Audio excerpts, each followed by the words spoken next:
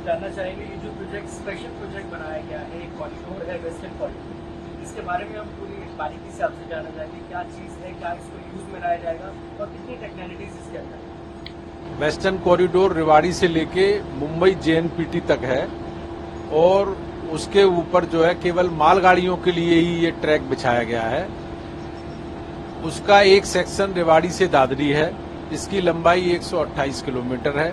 उस सेक्शन में 350 ब्रिजेज हैं, 350 ब्रिजेज हैं और उसमें 1 किलोमीटर लंबा एक टनल है, 2.76 किलोमीटर लंबा एक वायडक्ट है, 6.5 किलोमीटर का डीप कट है और उसमें जो है डिफरेंट वायडक्ट और हैं और कुछ आरओबीज हैं। केएमपी एक्सप्रेस वे के नीचे से हम लोग निकले हैं और जो हमारी टनल है वो एक स्पेशल टाइप की टनल है जो डबल स्टैक कंटेनर और डबल ट्रेन के हिसाब से बनाई गई है। एशिया की सबसे बड़ी टनल है, इतनी बड़ी टनल एशिया में कहीं भी नहीं बनाई गई है।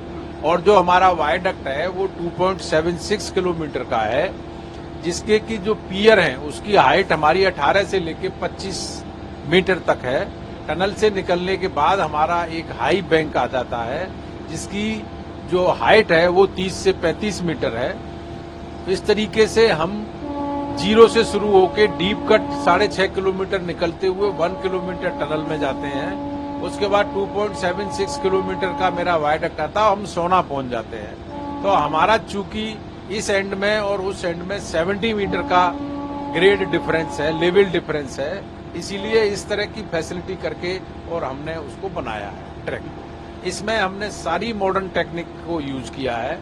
ट्रेन हमने जो पटरी लगाई है वो हमने हार्ड एंड पटरी लगाई है जो कि जापान से लाई गई है।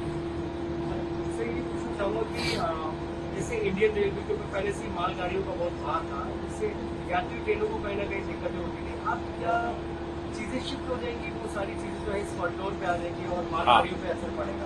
ये जो है जो कॉरिडोर बनाया गया है ये केवल मालगाड़ियों के लिए ही बनाया गया है और जो मालगाड़ियां इंडियन रेलवे में चलती थी उनको इसके ऊपर डाइवर्ट किया जा रहा है, जिससे कि वो जो हमारे इंडियन रेलवे के जो ट्रैक हैं वो खाली हो जाएंगे और उसके ऊपर अधिक से अधिक पैसेंजर ट्रेनें चलाई जा सकती हैं। और इसके ऊपर चलाने से जो मालगाड़ियां हमारी इंडियन रेलवे में स्टक खड़ी रहती थी, यार्ड में खड़ी रहती थी और वो टाइम से माल नहीं पहुंच पाता था, अब यहाँ जब ट्रेनें चलेंगी तो ये केवल मालगाड़ियों के लिए ही है और मुंबई से लेके दादरी 18 घंटे में हम ट्रेन पहुंचा देते हैं और वो माल हमारा सीधा 18 घंटे में पहुंच जाता है।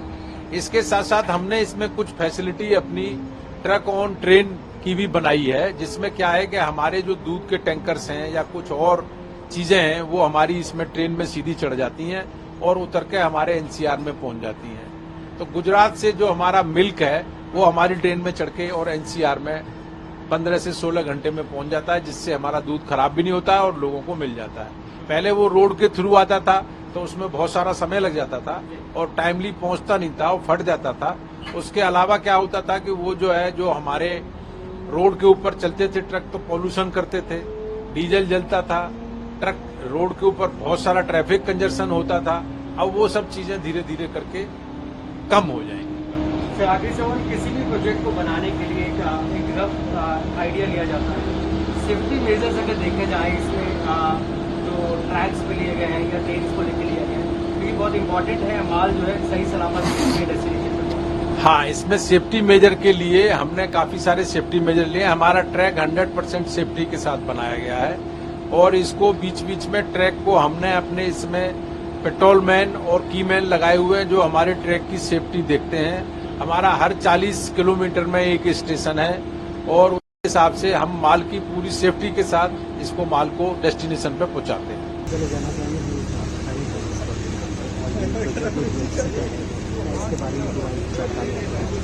ये DFCCIL का एक ऐसा प्रोजेक्ट है जिसको भारत सरकार द्वारा इसलिए बनाया जा रहा है ताकि फ्रेट के लिए एक डेडिकेटेड कॉरिडोर तैयार किया जा सके जिसपे सिर्फ मालगाड़ियां चलें, कोई भी यात्री गाड़ी इस पे नहीं चलती है इस ट्रैक पे। देश में अगर आप अपनी राष्ट्रीय लॉजिस्टिक पॉलिसी को हम देखेंगे, नेशनल लॉजिस्टिक पॉलिसी, तो हमारे देश में जो लॉजिस्टिक कॉस्ट है वो इस समय 14 से 15% के आसपास है। जबकि इसको अगर आप विकसित देशों से तुलना करेंगे, जैसे कि अमेरिका है या फिर चीन वगैरह है, तो वहां पे लॉजिस्टिक की जो लागत है वो 8%, 7% के आसपास रहती है। तो भारत सरकार का एक अथक प्रयास है इस राष्ट्रीय लॉजिस्टिक नीति के अंतर्गत कि इस लॉजिस्टिक लागत को घटा करके हम भी इसे सिंगल डिजिट के नीचे लेके आ सकें, और उसमें इस कॉरिडोर का एक बहुत ही महत्वपूर्ण योगदान है।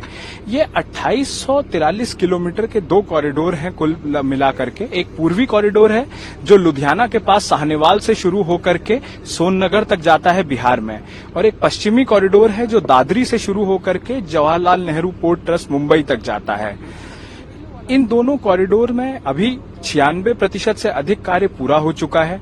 सिर्फ 102 किलोमीटर का एक छोटा सा मुंबई वैतरणी सेक्शन का हिस्सा बचा हुआ है जो अगले साल तक पूरा हो जाएगा।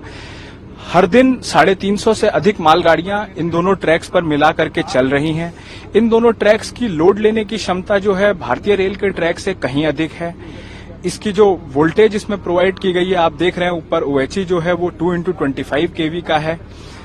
उसके अलावा डबल स्टैक ट्रेनें इस पे चलती हैं। 100 किलोमीटर प्रति घंटे की स्पीड तक से आप इस पे मालगाड़ी चला सकते हैं, जिससे कि फ्रेट ट्रांसपोर्टेशन को आप और अधिक फास्टर, हैवियर और एफिशिएंट बना रहे हैं।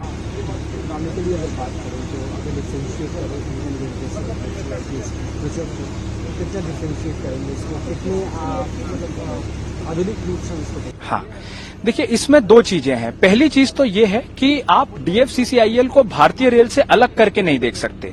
DFCCIL भारतीय रेल का एक अभिन्न अंग है, और भारतीय रेल की जो सामाजिक जिम्मेदारियां हैं, यात्रियों के प्रति जो जिम्मेदारियां हैं, उन्हें ध्यान में रखते हुए भी DFCCIL के निर्माण में ये चीज का ध्यान रखा गया है कि अधिक से अधिक मालगाड़ियों को, ताकि क्योंकि DFCCIL के ट्रैक पे शिफ्ट कर सकेंगे, उससे क्या है कि यात्री गाड़ियों के लिए ज्यादा स्कोप अवेलेबल हो जाएगा इंडियन रेलवेज के ट्रैक पे। आपकी पंक्चुअलिटी इंप्रूव होगी और साथ में नई गाड़ियों के लिए भी संभावनाएं बनेंगी।